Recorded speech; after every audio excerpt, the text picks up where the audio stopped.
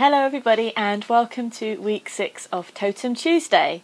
Thank you for watching the show. If you're a new viewer or if you've watched some of the shows before, welcome to this edition. And in this Totem Tuesday I'm going to be looking at an animal that some of you guys have been asking me about covering, and I know that it's a very popular animal totem, maybe one that people think of most when they think of power animals or animal totems, and that is the wolf.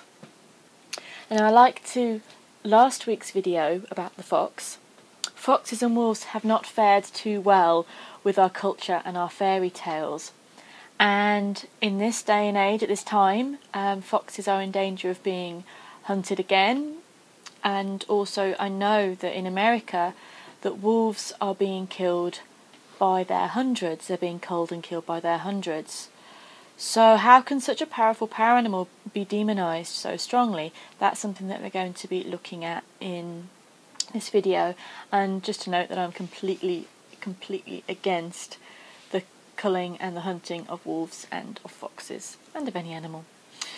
So it's an interesting mix with the wolf, because the contemporary public view and the European public fairy tale view, compared to their actual characters and compared to how some of the Native American people saw them, is so different.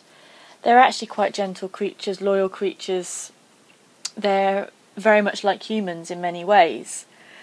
Maybe that's why humans don't like them. They remind them too much of the kind of the wilder side of themselves. But they're demonised. Obviously, we can see that in myth and in sort of in the tabloids, in the media as well. So what is it about the wolf that makes us demonise them? What is it about that extreme power that really shows the world that we see them so oppositely to how they actually are? Before we go into that, I'm just going to go through, as always, a few of the key words that people think of, or people have written about, when they invoke the energy of the wolf as a totem. Now, the wolf embodies the spirit of the wild, the true wilderness. This is not wild, but friendly and furry. This is complete wild. The wolf doesn't really want to spend time with humans. In fact, the wolf will walk away, go away from humans if they can. They will go into more wilder places. But because in modern times we've developed on their land, it's very hard for wolves to get away from us and to feed, which causes a lot of the problems and conflicts between humans and wolves. They represent the spirit of the wild and true freedom. They also have powerful instincts. People with wolf as a totem will need to learn to strongly trust their gut instincts and to strongly trust their powerful instincts and to act on them quickly. It's not a totem that will go, I don't know, I'll have a think about that, no, I'll come back to you later. This is, bam, I have this instinct, I know it's right, I will follow it through. Wolves also have rituals, like very similar to humans, like the order of how things work, the order of a family, how everyone has their jobs, everyone knows what they're doing. The pack will be led by an alpha male and an alpha female. The rest of the pack knows their place and knows their responsibilities, and they each have a role. The family work together very much as a whole. So if one she-wolf has cubs, then the rest of them will get in and babysitting, which is just a beautiful devotion that both the female wolves and the male wolves show to their children and to the young. So a real strong element to work with or think about with wolf totem is parental devotion, and to watch the respect that the wolves have for each other and the respect they have for the children, for the young ones. So we've got ritual, order, and I think there's something about, I like this, looking at the ritual and the order compared to the wildness. Can you have ritual and order and wildness at the same time? Yes, you can. There's an innate sense of the wilderness and the wildness with the wolf, but it can harness that energy and be empowered by creating ritual and order in their lives. So it's tapping into that wild energy and using it in a way which is going to be creative and productive for you. And that is such an important aspect for people that are working with wolf medicine, wolf totem, or wolf as a power animal even. So yes, having wolf as a totem doesn't mean I'm going to go off and be crazy, I'm off in the wild, see you later. Well, it might do for a short while, but you take that knowledge that you learn and you bring it back and you do something either through creating a ritual in your life or with ritual in your life. So you're using that wildness, but using it wisely and in an ordered fashion in society. The loyalty of wolves is something that is really well thought of, and there's in some myths that I've been reading where wolves show their loyalty. So their loyalty to each other and loyalty to others that they're helping is really strong. So looking at these things so far, I can't quite see the demonic and evil side of wolves just yet. Can you? Camaraderie is something that we also look at with wolves as well. They work together, they're a pack. You do get the lone wolf. We'll probably come back to that in a bit, but on a whole, the lone wolf will try and find a new pack or a new group to rule. And a lone wolf is kind of that image, isn't there? That iconic image of the lone wolf, the tortured soul, the thinker, the dreamer. But the lone wolf is sometimes a weakened wolf until it finds its own place in life. They have a great duality, wolves, of being the lone figures, and the sound of their beautiful song, their howl, is of absolute loneliness and often spreads a little fear into your hearts, but it's also the pack all calling to each other. They're not quite sure what the howl means, but is it the pack calling to each other, or is it they're howling because they enjoy it, because they like singing? How do they? They like their singing. There's a myth that I read about the whale song and wolf song is linked, and that the two songs create the fabric of the universe. And I really like that the song, that beautiful song, is in some way the fabric, or keeps the universe, or keeps the world going. Also, they're linked with full moons and twilight. The wolf howling at the full moon's quite a strong symbol. Creation, death, afterlife, rebirth. There's so many lists. I could go on with all the things that we see as a point with the wolves, but I think that will really come up a little bit more in the myths when we go into them in just a second. The wolf is a very strong teacher. The wolf will come into your life as a tough, no-holds-barred teacher. Yes, they'll be kind with you. Yes, they'll be warm with you, but there's no soft path here.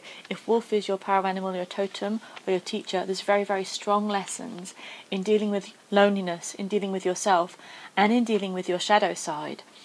And the shadow is something that we think about a lot with wolves as well. They can represent the side of ourselves we don't want to think about, the darker side of ourselves.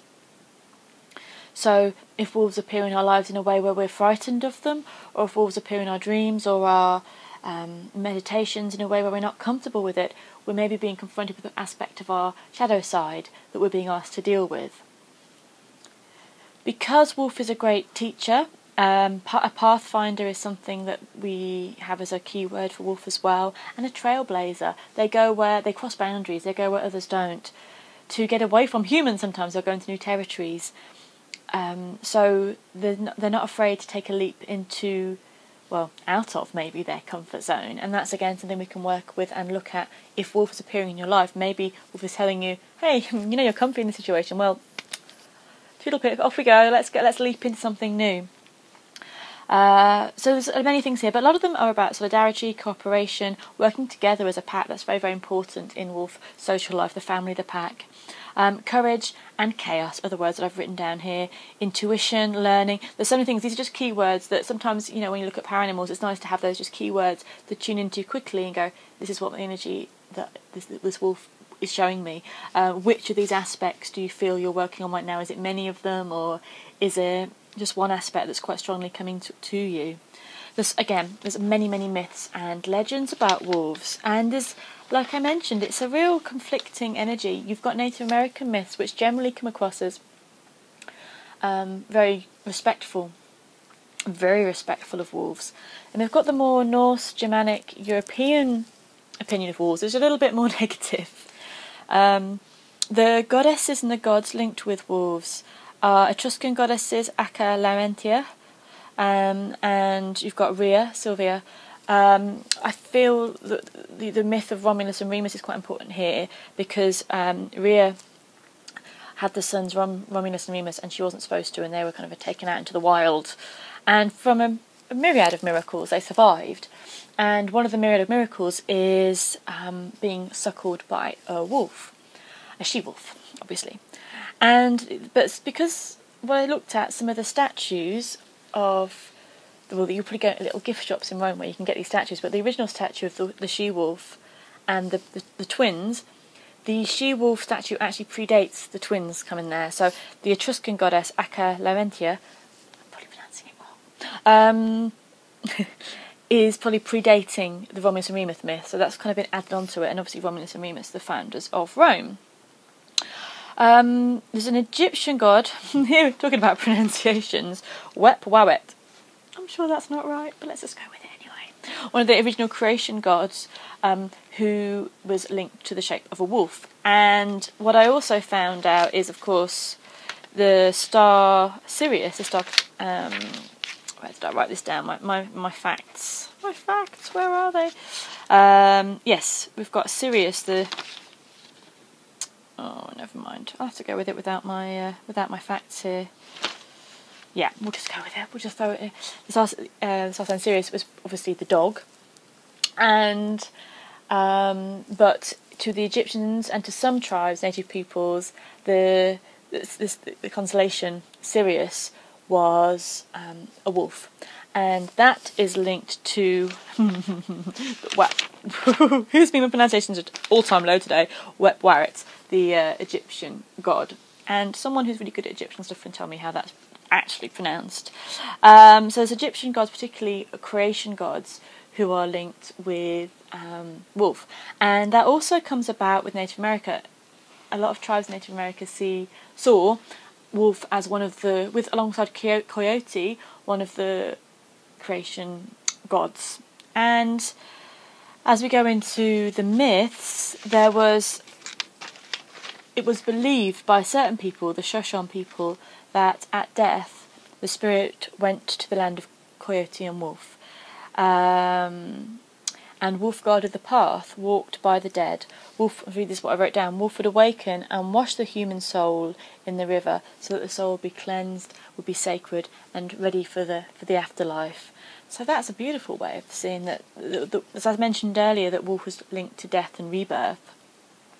That, yeah, not in a scary way, that the wolf would walk with the soul and take the soul into the next place and gently cleanse and allow the soul to be ready for the next life. That's a really nice myth that I enjoy, linked with wolves. Apollo is also linked with wolves, and what I've added here is the Celtic goddess, the Morrigan, is also linked with wolves. Now Morrigan, again, if you've seen my videos, is a favourite goddess of mine, and there's a story. There's a lot of stories of her and Cuchulainn, who actually the name Cuchulainn is Hound of Culann, and so Hound, the animal, the dog link there. There was this, basically she would talk to him, try and help him, she would come on to him, and he'd be like, no, should you spurn a goddess? I don't think so. I don't think spurning a goddess, especially a goddess of, war and death, is a good idea. And yeah, it got the better of Cuchulainn in the end.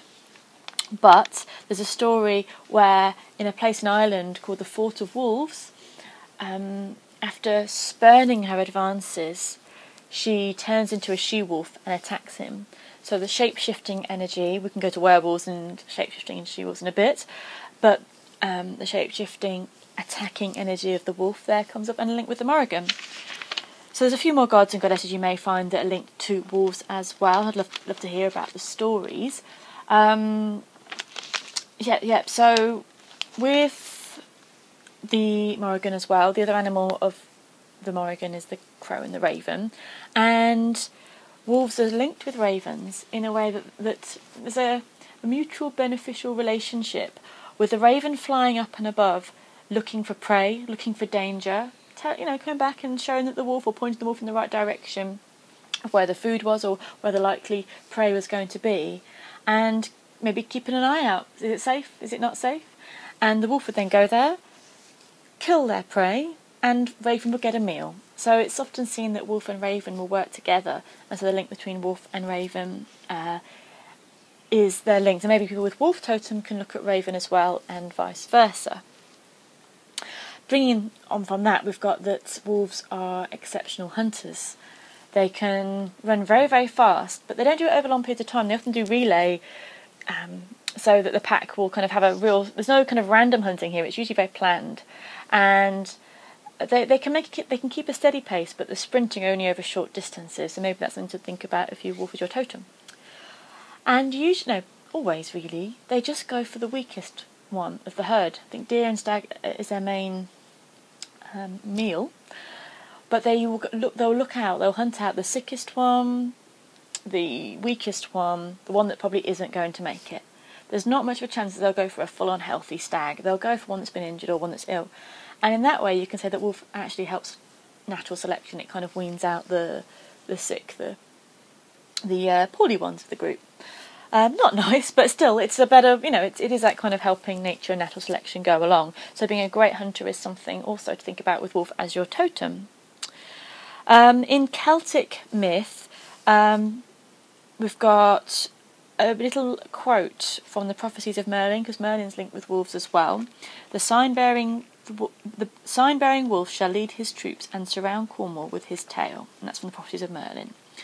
There was many Scottish chiefs and chieftains and clans that would have wolf as their totem. There was a warlike aspect to them as well, but also a wisdom and a cleverness. And King Cormac in Ireland was apparently raised by wolves, and when he grew up, he was always accompanied by a pack of wolves. So showing you the loyalty of wolves. Back to Merlin again. When he apparently went mad for a while, went out into the forest, he had a companion of a she-wolf who looked after him and nursed him until he was well again. So that is another link to the loyalty and the healing aspect of the wolf. We've got that a few times, with Romulus and Remus, with this story here, the suckling and the nursing and the taking care. There's a tribe in Ireland who actually, I can't remember the name, but who the whole tribe claimed descent from wolves as well. So looking at the more, the darker side of the myth, the Anglo-Saxon term and the Norman term for criminal was wolf or wolf's head. And apparently in Anglo-Saxon times, wolves were hung beside criminals. And criminals are called wolves or wolf's head. Apparently the Saxon word for the gallows means wolf tree, so there's a link there. So the criminal side, the darker side of nature. I mean, a lot of things here happened that if wolves got rabies, they would act in an aggressive way and bite and cause illness. And I guess seeing a rabid wolf would be quite a terrifying thing. Of course, wolves can also decimate a flock of your sheep or something like that. So, unfortunately, that side of wolves became really prevalent in how the European take on things are. So, we've got a real split with the Native American, very respectful side, because, maybe they respected how they worked, maybe there was more space for them to live, whatever. And then the wolf, the big bad wolf at your door, depicted by Red Riding Hood and other myths and fairy tales, really grew up on the European side of things. There we go, there's that fact I had earlier. It's associated with the dog star Sirius, home of the gods. I was looking for that 10 minutes ago.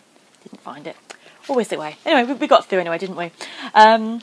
And the Norse and Germanic view of the wolf also, as I mentioned, was pretty full on in a negative way. In fact, I think Scandinavian myth shows the wolf as being a creature that was going to destroy all of creation. So it was very much linked with chaos and destruction. So there's all these very different myths about the wolf. However, werewolves too. There's many tales of people shape-shifting into wolves, shape-shifting into between the worlds, really. So shape-shifting is a very strong one. There's actually I read a few things that some people, when they got certain illnesses and they were afraid of the light or they had certain defaults, they were thought of as werewolves. So unfortunately, they were taken as criminals, like a common criminal, really. So that could be a link to some of the early myths about werewolves. But all in all, who's the big bad guys here? Who's killing all the wolves? Who's made them extinct in pretty much all the countries? It's us, Maybe we're afraid of the wolf and their power to hunt. Maybe they show they can't be tamed. We obviously, a long while ago, wolves and dogs, we made them breed so that we could have wolves and, wild dogs and take on the energy of the wolf. But we love our dogs, but there's a real fear with wolves still. And in fact, every dog, even the little pooches carried around in celebrities' handbags, is related in some way back to the wolf. Bizarre to think. So, I think it's time to unscramble our heads of all the negative myth we've seen and we've read, because wolves are amazing creatures. They're very friendly and loyal. Of course they're not going to be fluffy. If you go up to them and you try and cuddle them, they're probably going to bite you if you don't know them. But there's they're not the crazed, big, bad, terrifying creatures that apparently, they've been made out to be. They're also a lot smaller than people often say they are as well. Their fur can make them look bigger. They're actually quite small, usually around the size of an Alsatian. So I think it's time to look back at their actual qualities, their beautiful qualities, their magical and wild qualities, the energy of loyalty and family and parental devotion, as I mentioned, all these wonderful traits of them, rather than these weird psychotic images we have of them that we seem to have cultivated and made as an excuse to demonise them. So let's not kill the wolves. In this part of the world, in the UK and Ireland, it was around the 1700s when the last wolf was killed, and that is such a shame. I feel such a shame. But they're not. There's a talks of reintroducing them to Scotland, but the farmers aren't happy about that, which I can understand. But I still think it would be cool. And they obviously were driven to extinction pretty much in America, but they've been reintroduced, and now, they're doing all right. Now they're being shot at and severely threatened. So if you can, let's have a little think now. Even if wolf is not your totem, let's, as I've mentioned, really go to the heart of the matter and observe without fear what wonderful creatures they are. And if you have got wolf as a totem, and if you have had wolf come into your life in that way, it's time to take the path of the leader. It's time to take the path of the teacher, and maybe to go a little bit further than you dared go before. Thank you for watching my video on the wolf. Stay tuned for next week's Totem Tuesday. Leave all your comments below. I absolutely love reading them. And if you haven't seen any of my other videos, there's obviously 5 more before this one you can have a look at. See you next time. Bye.